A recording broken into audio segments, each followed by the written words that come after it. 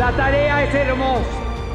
Construir entre todos la patria que queremos.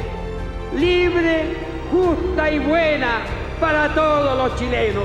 Por eso he dicho y reitero hoy día solemnemente ante todo el país, valoro más la democracia que hemos ido construyendo que sus imperfecciones que aún debemos superar. Los invito ahora a trabajar para que esta casa sea, en el siglo que nace, un símbolo universal de la capacidad del hombre de sobrevivir respetando los derechos de otro hombre.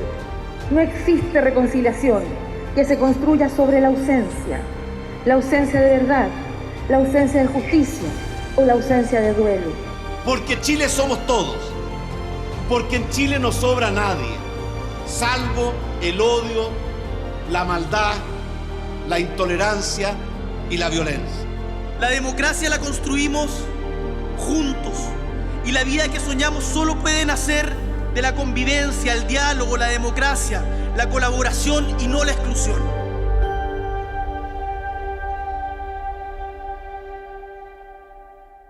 Hace 50 años, en un contexto de efervescencia social y desencuentro, un 11 de septiembre se quebró la historia de nuestro país.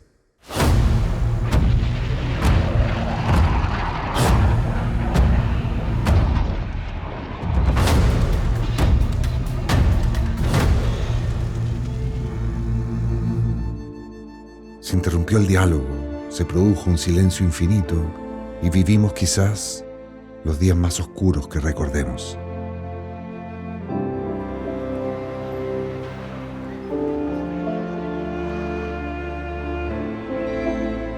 Pero hoy desde ahí miramos el futuro, sin pretender borrar el pasado, porque es la memoria la que hoy nos permite vivir un presente lleno de sueños y esperanzas.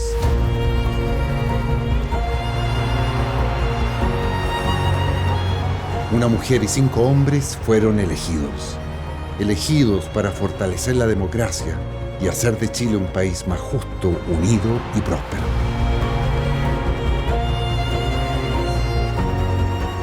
Son ellos los que representan el valor de la democracia y es su propia historia la que hoy nos permite recordar lo que hemos vivido estos 50 años. Líderes valientes que se comprometieron a reconstruir una nación golpeada, a buscar la verdad y luchar por la defensa de los derechos humanos. Hay algunos que son llamados a ser testigos de la historia. Otros simplemente son elegidos para ser protagonistas. Es precisamente en este salón donde hasta 1973 juraban los presidentes de la República. Este edificio, hoy el ex Congreso Nacional, fue el centro de la democracia por décadas.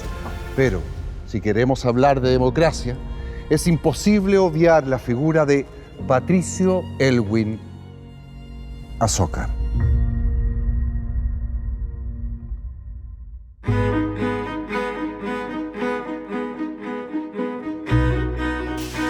Hay momentos determinantes en la vida de una persona. Momentos que no parecen cobrar sentido en lo inmediato. Recuerdos que te persiguen, como este, cuando el abuelo de Patricio Aylwin le dijo el rol que ocuparía 50 años después. Es 1973, previo a la dictadura. Chile entero es una olla a presión. El murmullo popular presagiaba una tragedia griega, pero casi nadie del mundo político hacía algo para evitarlo. La verdad es que era una cosa que se veía venir. Uno quería atajarlo, pero el clima en general, más allá de las directivas de los partidos políticos, era como una fatalidad así inexorable. Patricio Aylwin era un hombre de 54 años, abogado, una candidatura a diputado a cuestas y colaborador del gobierno de Eduardo Frei Montalva, lo que lo consolida como un actor político de importancia. Denunciar ante la paz del país y explicar qué hacen todos los extranjeros de países socialistas que han entrado al territorio chileno. Luego, se transforma en senador y presidente de la DC meses antes del golpe. La temperatura país a esa altura era intensa y se sentía. La reforma económico-social que el gobierno de Salvador Allende impulsó en el Congreso, pero para el cual le faltaban votos. Y los votos los dimos los demócratas cristianos a cambio de ciertas garantías que lamentablemente las circunstancias, no por culpa de Salvador Allende, sino que por la división política de la sociedad chilena, resultaron imposibles. La Democracia Cristiana por ese entonces es el partido más grande de Chile. Fue así que el 17 de agosto de 1973, Allende insiste a través del cardenal Silva Enríquez de concretar una junta con Patricio Aylwin. Un gesto en medio de la tormenta y donde la figura eclesiástica era una especie de mediador y testigo moral. En que yo decidí, sin la aprobación del consejo de mi partido, incluso algunos me apostrofaron cuando yo les informé que Allende me había invitado a conversar y que yo consideraba un deber patriótico ir. Desde ese día, Patricio Aylwin escribió cada reunión, encuentro o intercambio de palabras. El testimonio escrito bajo la sombra de un desastre hoy cobra una importancia invaluable.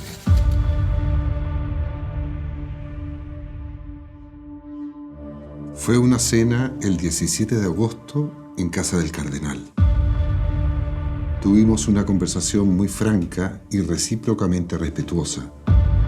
Recuerdo que le dije: usted, presidente, puede pasar a la historia como el hombre que ofreció construir el socialismo en democracia y que, lejos de hacerlo, ha destruido la democracia, arruinado la economía y puesto en riesgo la seguridad de Chile. O como el hombre cuyo gobierno marque un hito en la historia patria, de manera que se diga antes de Allende y después de Allende. Pero para que ocurra esto último, usted tiene que definirse. Hoy nadie trabaja y Chile vive en constante agitación. Usted no puede seguir intentando conciliar lo inconciliable. Tiene que escoger.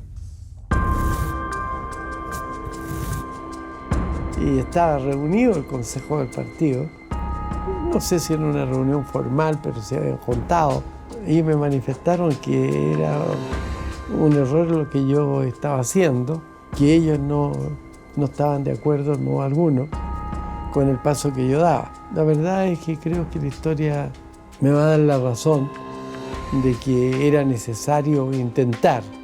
Creo que en la historia, si no hubiéramos dado ese paso, habríamos quedado como los responsables del fracaso de Salvador Allende.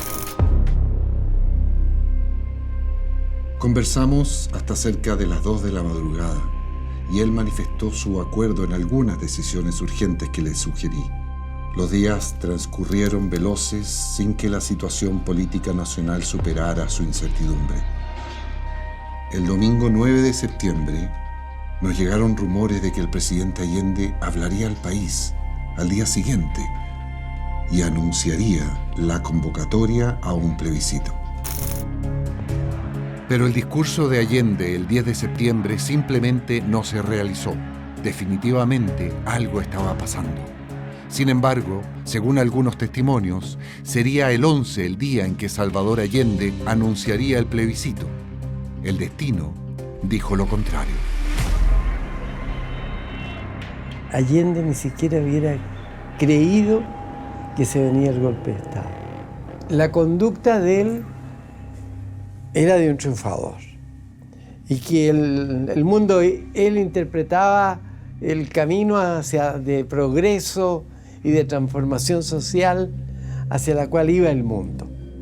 Y era en eso bastante sobrado. No se caracterizaba por la modestia. Para ser franco, Eduardo tampoco. Los dos tenían conciencia de ser líderes de posiciones rectoras en la vida política chilena. La noticia que muchos esperaban, pero que nadie quería oír, finalmente llegó.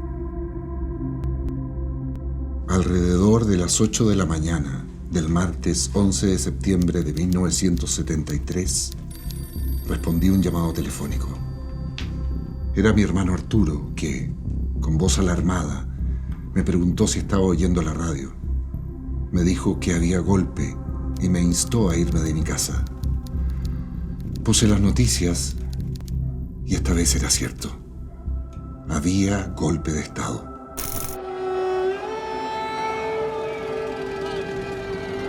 Le salva el presidente de la República. Desde el Palacio de la Moneda, informaciones confirmadas señalan que un sector de la marinería habría aislado Valparaíso. La historia no se detiene ni con la represión ni con el crimen. Esta es una etapa, será superada. Este es un momento duro y difícil. Es posible que nos aplaste, pero el mañana será del pueblo. ¡Viva Chile! ¡Viva el pueblo! ¡Vivan los trabajadores!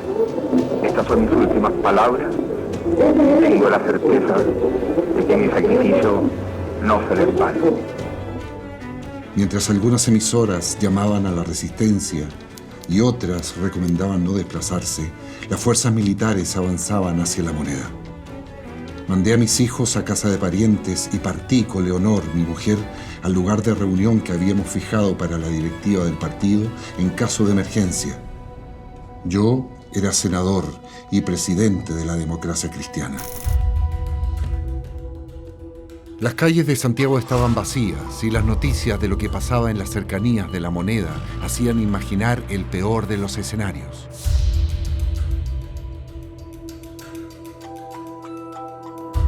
Son las 12 del día, 9 minutos 30 segundos. Esta es Radio Cooperativa, 11 de septiembre de 1973. El centro de Santiago se está convirtiendo en un campo de batalla. El humo de las explosiones y los disparos está dificultando la visibilidad hacia las calles de la capital. Allá vienen de nuevo los aviones.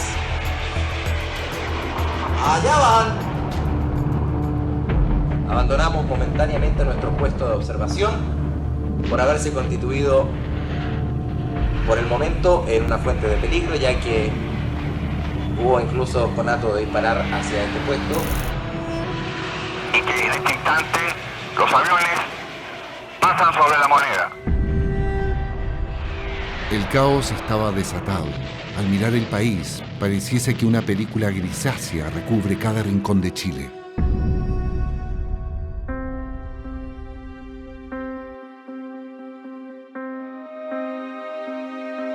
A las 2 de la tarde de ese día, se suicida Salvador Allende.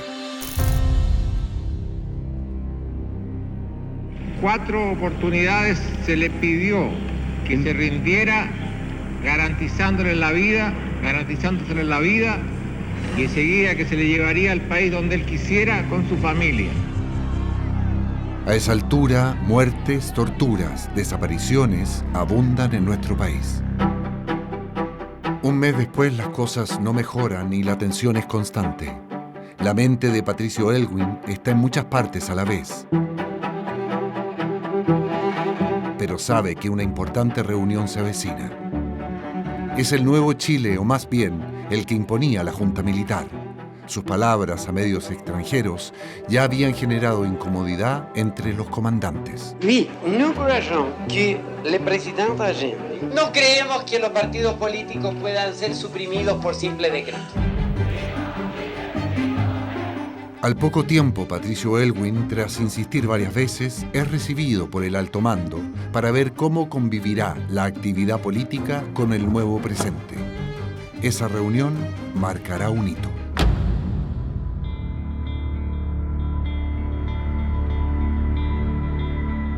En la cabecera se situó Pinochet, a su derecha Merino, y después yo y Osvaldo Holguín. Al otro lado estaba Lee, Mendoza y un general que hacía de secretario. Frente a Pinochet quedó nuestro secretario, Eduardo Cerda. No recuerdo si fueron Salas y Amunátegui. Creo que no.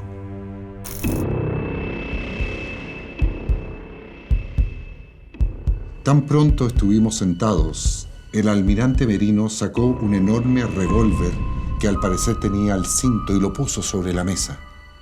Yo recordé para mí lo que había dicho 3 meses antes en tiempos de Allende, en cuanto a que nadie que se respete dialoga con una metralleta sobre la mesa. Lee nos dio una filípica, nos retó de frentón, que nosotros, y que perdíamos el tiempo en lo que estábamos nosotros, porque aquí venía una cosa distinta, y que los partidos políticos estaban de más, y habló como un cuarto de hora, echándonos la culpa a nosotros de la grave responsabilidad que teníamos en la crisis que sufría el país, y que ahora venía otra cosa, y que en buenas cuentas que nosotros debíamos entrar a un periodo de penitencia. Los hechos demostraron también que la confianza que algunos manifestamos entonces en que las Fuerzas Armadas y de Orden, por sus tradiciones institucionales, harían honor a su declaración de que asumían el poder por el tiempo indispensable para restablecer la institucionalidad quebrantada, era, por decirlo menos, ingenua. Nosotros no hemos deseado tener este cargo. Testigo clave, Patricio Aylwin veía cómo amigos, camaradas y civiles eran detenidos, torturados, exiliados o incluso atentaban contra ellos en tierras extranjeras, como fue el caso del general Prat o Bernardo Leyton. Una salida democrática se veía lejana, por no decir imposible. En su despacho intentaba registrar los detalles de una historia en pleno desarrollo. Esos años fueron tremendamente duros, en mi concepto, para gran parte de los chilenos. Hubo una persecución dura para el mundo de la izquierda, y a nosotros nos creó una situación bien compleja, porque nosotros somos demócratas y queríamos el regreso a la democracia, y sobre todo nosotros tenemos una clara visión de lo que llamamos la justicia social, de un orden económico-social que favorezca a los más débiles para crear una sociedad más solidaria y más igualitaria. Sin embargo, en ese momento estaban gobernados por una gente que creía que la izquierda y el diablo eran la misma cosa. 3 años de dictadura y ya declarado un opositor al régimen militar. Sin embargo, se siente golpeado anímicamente por tanta adversidad. Patricio Aylwin, de 1,80 m de estatura, llega a pesar 66 kilos. Decide retirarse de la actividad política. Poco después me sentí afectado por una fuerte depresión. Una sensación ominosa de derrota y desesperanza empezó a consumirme. Recuerdo que consulté a mi amigo el doctor Jaime Lavados, quien me prescribió un periodo de absoluto reposo. A sugerencia de Eduardo Frei Montalva, el Salvador Pubil me facilitó su casa de campo en La Cartuja, donde pasé con Leonor 2 o 3 semanas de descanso. Pinochet y sus aliados se asientan en el poder. La oposición, marcada por unos pocos que actuaban en clandestinidad, es débil. Los medios radiales y televisivos informan al compás de la dictadura, que veía como un triunfo el voto a favor de la Constitución creada por ellos. Agradezco vuestra presencia en estos momentos históricos que se vive la patria. Al iniciarse hoy, 11 de marzo del año 81, la nueva Constitución de la Libertad, que ustedes, el pueblo de Chile, aprobara mayoritariamente en esa misma fecha. Ya repuesto de su depresión, Patricio Aylwin vuelve a la carga. Con un lápiz y su robusta formación en el derecho como principal arma, decide jugarle una guerra intelectual a la dictadura. Entra en acción el Grupo de los 24. Nacidos de corazones ideológicamente diversos, pero con el sueño de un pacto utópico que le devolviera la democracia a Chile. Aylwin lo llamó el reencuentro de los demócratas. Pero allí estuvimos representados dirigentes de prácticamente todos los partidos democráticos, no solo de centro y de izquierda, sino que también del mundo de la derecha. Fue una experiencia de práctica y debate democrático en medio de una dictadura muy notable y yo creo que muy ejemplar. Y creo que el Grupo de los 24 fue muy importante para encauzar el proceso de retorno a la democracia. El tiempo y su incontenible avance daban cuenta de 10 años de dictadura. En mayo de 1983 se convocó a un paro y a una protesta por parte de los trabajadores del cobre en oposición a la dictadura de Pinochet. Se pensaba que sería algo reducido, pero la suma espontánea de diferentes actores de la sociedad civil daba cuenta de un hastío generalizado. Como una suerte de dominó, esto fue empujando otras acciones. El lápiz sigiloso de Patricio Aylwin registra cada momento, cada instante, incluso escribiendo verdades que calaban profundo en su alma. En su fuero interno, sabía que era hora de momentos decisivos. Por mi parte, debo confesar que nunca imaginé que los oficiales y soldados de nuestras Fuerzas Armadas y de orden pudieran llegar a los extremos de brutalidad y crueldad con que llevaron a cabo, violando incluso las leyes de la guerra, su llamada lucha antisubversiva. Las flagrantes violaciones a los derechos humanos que miembros de ellas cometieron en forma sistemática durante varios años constituyen las páginas más cruentas y oscuras de nuestra historia patria. Un penoso baldón para nuestras tradiciones de nación civilizada y respetuosa del derecho. El atentado a Pinochet en 1986 por parte del Frente Patriótico Manuel Rodríguez paradójicamente le daba vida a la dictadura y hacía trastabillar la estrategia cimentada en lápiz y papel que Aylwin y su equipo plantean.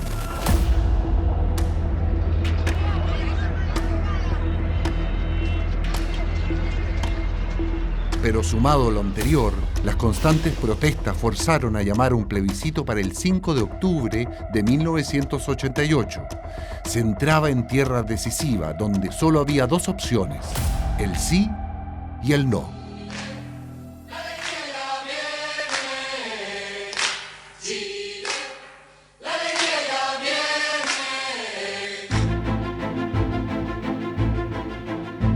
La campaña del no comienza a tomar fuerza y la estrategia de proyectar paz, esperanza y tranquilidad, en vez de destacar las evidentes consecuencias de la dictadura, parece descolocar a todos e imprime un sello característico. La mayoría de los chilenos quiere algo distinto. Escuchemos la opinión del presidente del Partido Demócrata Cristiano, señor Patricio Aylwin, vocero de los partidos concertados por el no. El no significa querer avanzar hacia una convivencia fundada en la participación de todos. El no significa que usted podrá elegir el gobierno que quiera en elección libre. El sí significa Pinochet. Ahora sí que sí, así y que sí.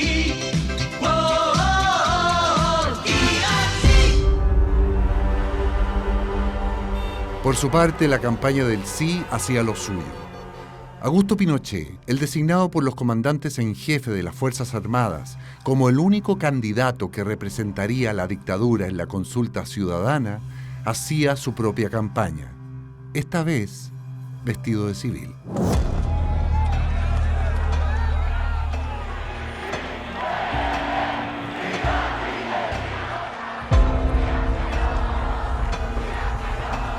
Ataque despiadado que estos últimos días han lanzado la prensa extranjera de España, de Francia, de Alemania.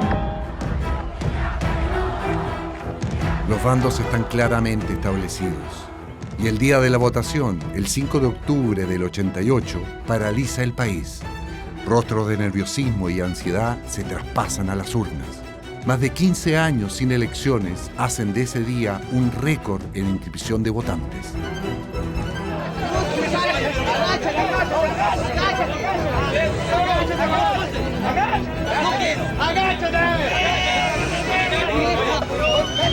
Respeten a la gente, aquí hay un ciudadano que esté ejerciendo su derecho, que lo ejerza libremente.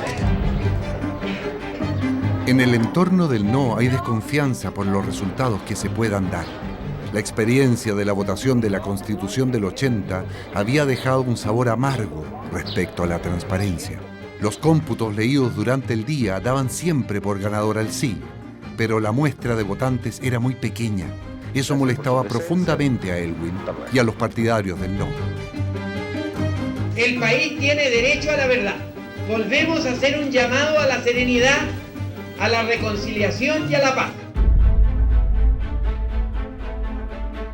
Paralelamente, Patricio Elwin se dirige a un programa de televisión. Ahí debatirán sobre las cifras del plebiscito, desconocidas hasta esa hora, contra el RN Sergio Onofre Jarpa. Yo llego, paso a maquillaje. Sergio Onofre había llegado y ahí estaba en la sala donde se iba a hacer la... Entonces yo entro y con gran sorpresa mía, Jarpa se para y me saluda y me dice: te felicito, ganaron.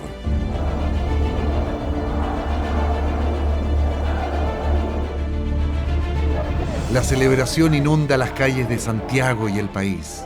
El no triunfa de forma oficial, el cierre de un ciclo e inevitablemente el inicio de otro.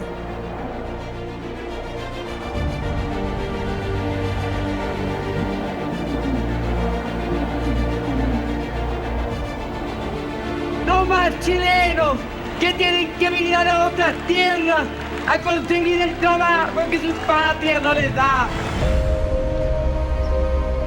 Sin duda, el abuelo de Patricio Elwin tenía razón esa vez que le dijo, siendo niño, que él se enfrentaría a un desafío que pocos pueden sortear. El final es sabido por todos. Elwin fue y será protagonista de nuestra historia. Se necesita coraje, pero es un deber también, un deber cívico.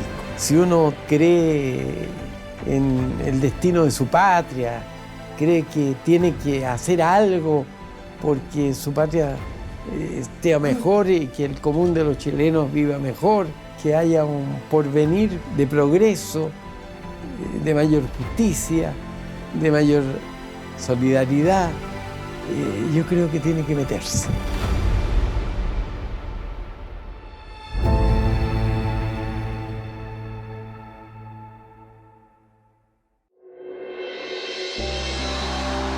Los chilenos lo eligieron con una amplia mayoría.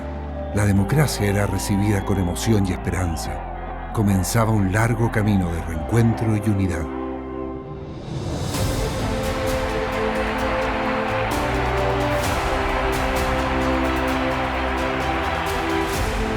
El 12 de marzo de 1990, 80.000 personas se reunieron en este estadio para celebrar el retorno a la democracia. Patricio Elwin y su esposa Leonor Oyarzún avanzaron por el centro de esta cancha. Una emoción desbordada era compartida por millones de chilenos a través de la televisión. Los demócratas chilenos escogimos para transitar a la democracia, el camino de derrotar al autoritarismo en su propia cancha. Es lo que hemos hecho, con los beneficios y costos que ello entraña. Un acto cargado de simbolismo en el que se recordaba también a quienes habían sufrido los horrores de la dictadura. Desde este recinto, que en tristes días de ciego y odioso predominio de la fuerza sobre la razón, fue para muchos compatriotas lugar de presidio y de tortura. Decimos a todos los chilenos y al mundo que nos mira, nunca más atropellos a la dignidad humana. La alegría era inmensa. Existía la sensación de que un nuevo Chile comenzaba una búsqueda incansable de verdad, justicia y reconciliación. Caballito blanco, llévame de aquí, llévame a mi pueblo, donde yo nací. Mamá, ¿esto es Chile?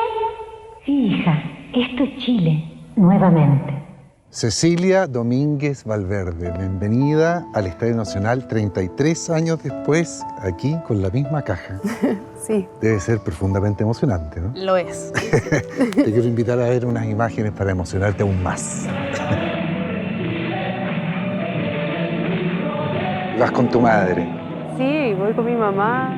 ¿Y ese ambiente que tú recuerdas que había ahí en el estadio? Era, no sé, uno ve como alegría, había vuelto la democracia. La gente estaba muy conmovida, estaba como triste y feliz, o sea, sonriendo pero llorando, que era muy extraño para mi edad, digamos. No lo sabía descifrar bien. La gente, alguna aplaudía, otra simplemente lloraba, otros se abrazaban y se besaban. ¿Y tú por qué llegaste ahí? ¿Por qué llegaste ahí, aquí al estadio a entregar esta caja? Porque mi papá organizó gran parte de este evento y a él le parecía que tenía que haber una niña, no sé por qué, él decía que no podía ser un niño, que tenía que ser una niña y que esa niña tenía que tener una edad que pudiese haber nacido fuera y estar recién regresando a Chile. Y que se haya tenido que ir no necesariamente al comienzo, sino que en cualquier momento de la dictadura. Y por eso llegué a ser yo. Y la caja, porque la gran mayoría de los chilenos no sabemos lo que hay en esta caja. O sea, la original está en el Museo de la Memoria, ¿no es cierto? Pero podríamos abrir la caja y ver cuál es el contenido, porque esta es una réplica exacta, entiendo. Lo que pasa es que se hizo una que se le entregó al presidente Elwin. La caja lo que buscaba era como devolverle a los chilenos, a las chilenas, a los que habían vivido acá, su país. Y lo que está buscando es reencontrarse, ¿no? Entonces dice, bueno, ¿cómo me reencuentro con la tierra? Y por eso está la espiga y el boldo y el maíz. ¿Cómo me reencuentro como con los chilenos, chilenas, con los que somos, ¿no? Y esta foto, por eso digo, es súper interesante, porque esta foto tú la miras y podría ser de los 70 y podría ser de los 80 y podría ser...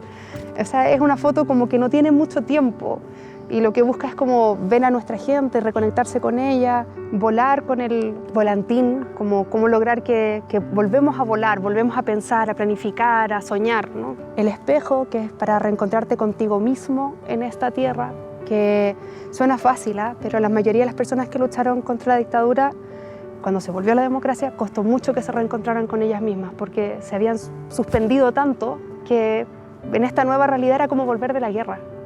Y luego acá está, bueno, un poema que es súper interesante, porque siempre, bueno, yo escuchaba a mi papá siempre decir que cuando uno está luchando, parece que todos los sentimientos normales son un lujo y como una falta de respeto. ¿Cómo te vas a estar alegre si hay gente desaparecida? Y por último, esta estampilla era para datar la caja, porque no es una caja temporal, es una caja que tiene su tiempo, que es producto de su tiempo, y la idea es que cualquiera que la mire diga, ah, esta es la caja de la vuelta a la democracia. Uno piensa, de ese día de marzo de 1990, empezó a nacer el país que nos gusta, el país que queremos, un Chile libre, democrático y mucho más justo, ¿verdad? Sí, pero para eso yo creo que Chile igual necesita como aprender a estar en desacuerdo. Y cuando aprendamos a estar en desacuerdo, yo creo que vamos a poder construir, porque ahora lo que yo veo es que no aprendemos mucho a estar en desacuerdo. Si yo quiero tener el 100% de lo que quiero y tú el 100% de lo que quieres, no vamos a llegar a ninguna parte. Necesitamos hacer eso. Muchas gracias. De nada, muchas gracias.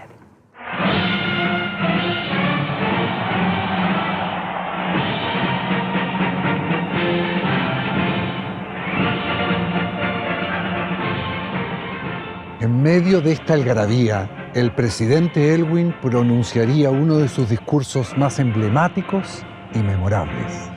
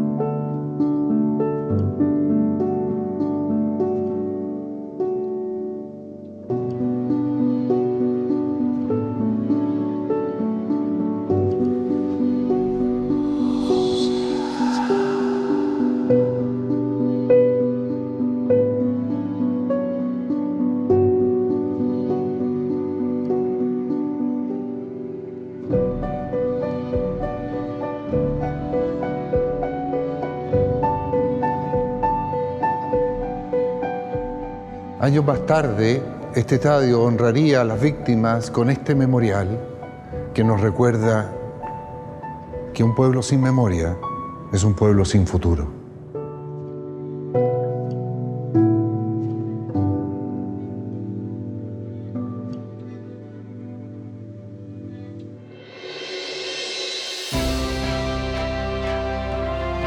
Chile volvía al mundo representado en la solidez de un iceberg, el símbolo de nuestro país en la Exposición Mundial de Sevilla.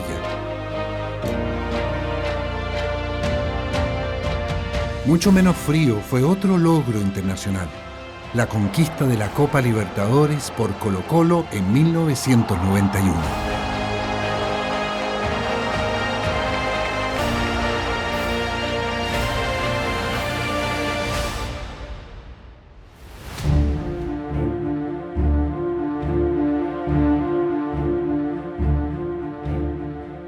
Pero estas alegrías de la naciente democracia no podían ocultar un hecho, por decirlo menos, peculiar de nuestra transición.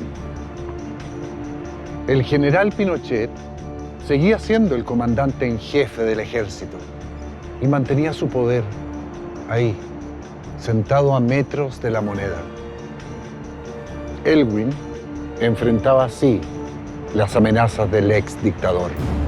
El gobierno no negocia con instituciones sujetas a obediencia respecto del gobierno. Y Pinochet no daba su brazo a torcer.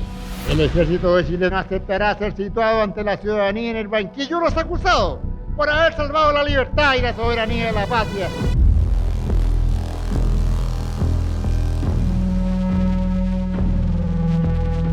Poco antes de la Navidad del año 1990, las tropas se acuartelan.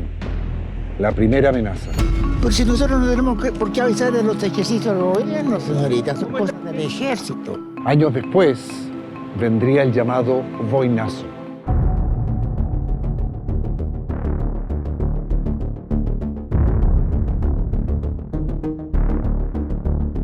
Nuevamente los chilenos sentimos la fragilidad de esta incipiente democracia. Señorita, el presidente y el ministro han dicho que nunca se me ha pedido la renuncia porque constitucionalmente nadie me la puede. Pese a las amenazas, los gestos militares demostraron también que el poder de Pinochet pese a todo, se iba lentamente debilitando. Los comandantes en jefe son subordinados. En cuanto a si yo deseo que el general se vaya, la verdad es que yo ya estoy acostumbrado. Y yo creo que uno de los mayores éxitos de mi gobierno es que se acabó la guerra. Los chilenos no estamos en guerra entre nosotros. La historia juzgará, y frente a delitos concretos, los tribunales deben juzgar. Así Chile empezaría a escribir una nueva historia y a valorar esa democracia que tanto había costado recuperar, sin miedos, sin violencia y reconstruyendo las confianzas.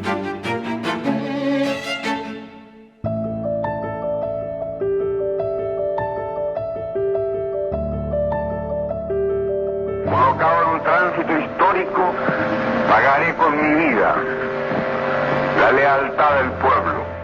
La figura de Salvador Allende sigue siendo una sombra para el presidente Elwin, pero su anhelo de reencuentro y reconciliación lo impulsan a devolverle el honor y la dignidad que la dictadura le había arrebatado. Estas fueron mis últimas palabras. Tengo la certeza de que mi sacrificio no será en vano. Las calles de Santiago se volcaron en una despedida popular de aquellos que querían recordarlo como mártir y no como víctima. Entonces estamos acá con el sacrificio, nos fuimos a trabajar, pero igual estamos acá con él, siempre presente. No podía quedarme en la casa haciendo nada. Estoy feliz de poder haberlo visto, muy emocionada, he llorado harto, he sufrido harto. Porque era nuestro presidente, elegido por nosotros, por el pueblo, por eso vine a despedirme. Es una emoción especial. Yo creo que es un deber ciudadano, por alguien que cumplió su labor. El funeral de Estado de Salvador Allende se convirtió en el primer homenaje público que recibió el exmandatario tras su fallecimiento el 11 de septiembre de 1973. Así no solo se honraba su legado político, sino que también se marcaba un momento de profunda reflexión sobre el camino recorrido hasta la restauración de la democracia en Chile. Es esta una ceremonia de reparación, de reencuentro y de paz.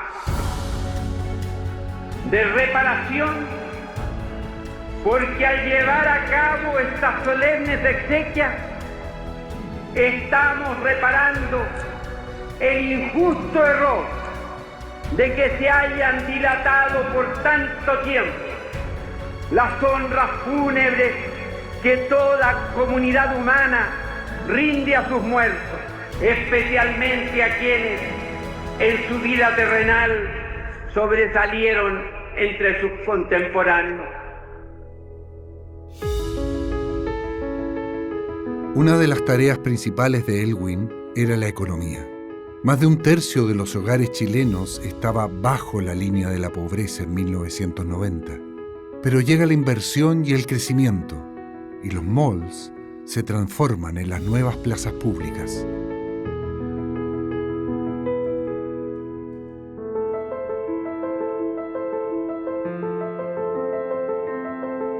Después de 17 años, el Congreso Nacional, ahora aquí en Valparaíso, recibe nuevamente a la clase política, que con un espíritu conciliador inaugura un nuevo mecanismo, la política de los acuerdos. Es así como el DC, Gabriel Valdés, logra la presidencia del Senado, una negociación inesperada entre la Concertación y el senador Jaime Guzmán, líder de la UDI, y una de las principales figuras intelectuales del régimen militar.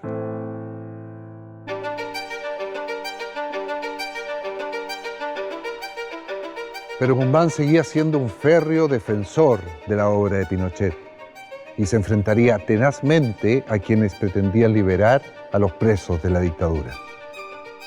Señor presidente, votamos en contra de esta reforma constitucional porque somos contrarios a que personas condenadas por delitos terroristas puedan ser indultados por la sola voluntad del presidente de la República, cualquiera que éste sea, cuando el recrudecimiento terrorista y de la delincuencia común reclama una actitud particularmente firme y sin equívocos de todas las autoridades públicas ante tan seria amenaza. Voto que no. En el día de hoy, a las 19 horas, ingresó al servicio de urgencia del Hospital Militar de Santiago el senador don Jaime Guzmán Errázuriz. 9 días después de esta intervención, desde este mismo lugar, Jaime Guzmán sería acribillado en el frontis del campus oriente de la Universidad Católica. Un comando del Frente Patriótico Manuel Rodríguez cometería uno de los crímenes más terribles desde el retorno a la democracia.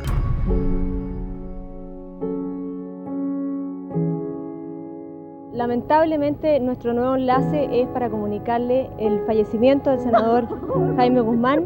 Podemos ver las escenas de dolor que se viven aquí en el Hospital Militar.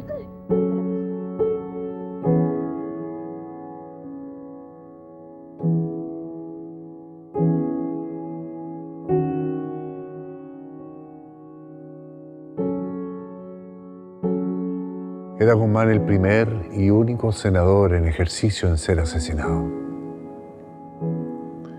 Este trágico acontecimiento sacudió al país, recordándonos la fragilidad de la reconciliación y la lucha por la paz. Que el país se encuentra en presencia de grupos violentistas que están practicando el terrorismo desde la extrema izquierda y que no quieren entender que este país no quiere más violencia y que ejecutando ese tipo de acciones, precisamente, aunque ellos se suelan decir demócratas, ponen en peligro la democracia. Fue otro de los momentos en que la transición se volvía incierta. Pero pese a todo, la incipiente democracia volvía a mostrar una cierta cohesión. Han disparado contra el Senado de Chile. Los asesinos mataron al senador Jaime Guzmán. La democracia que nace está de duelo. La violencia política y el terrorismo han sido y seguirán siendo fuertemente condenadas por el Partido Socialista. Y ahora creo que Jaime Guzmán, con su muerte, probablemente va a fortalecer el sistema democrático.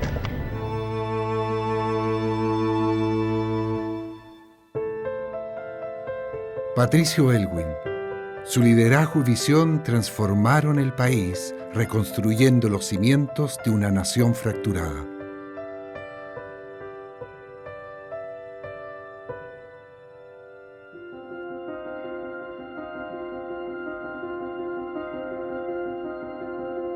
Al asumir su mandato, Patricio Aylwin se había comprometido con los chilenos a no descansar hasta encontrar la verdad.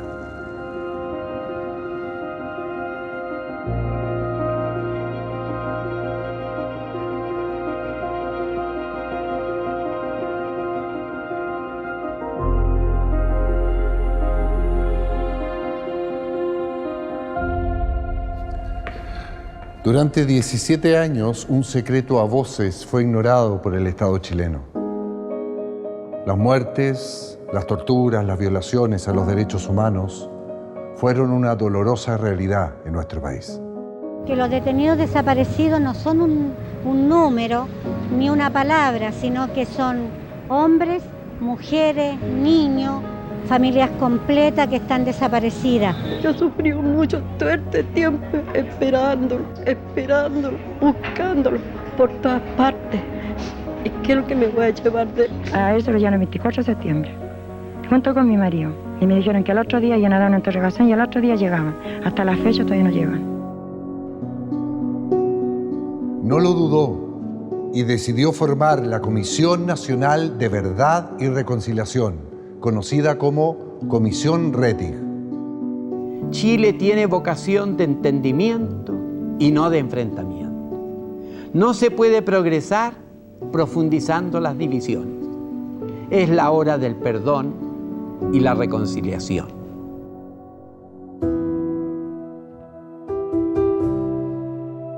Un informe conmovedor que daría cuenta de una parte de la magnitud de los crímenes cometidos por la dictadura.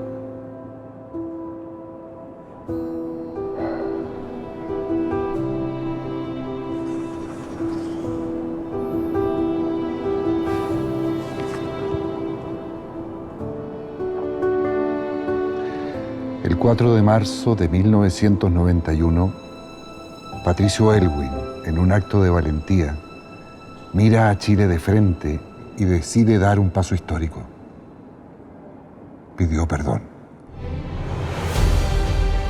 Por eso es que yo me atrevo, en mi calidad de presidente de la República, a asumir la representación de la nación entera para en su nombre pedir perdón a los familiares de las víctimas.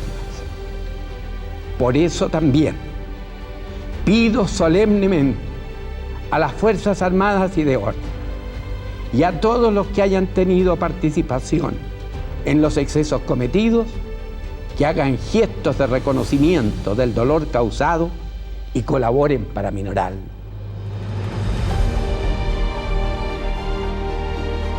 Esta libertad que estamos reconquistando tenemos que cuidarla y la vamos a cuidar en la medida en que sepamos respetarnos los unos a los otros.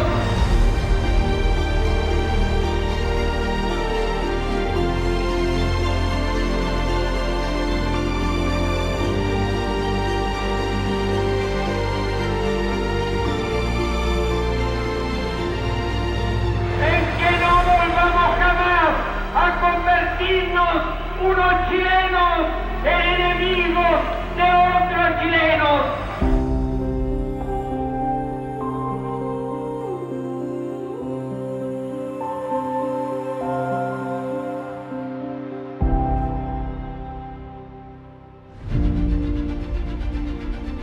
Un elegido por el destino que quiso enfrentar probablemente uno de los desafíos más grandes que un mandatario puede asumir: tratar de recomponer el alma de un país.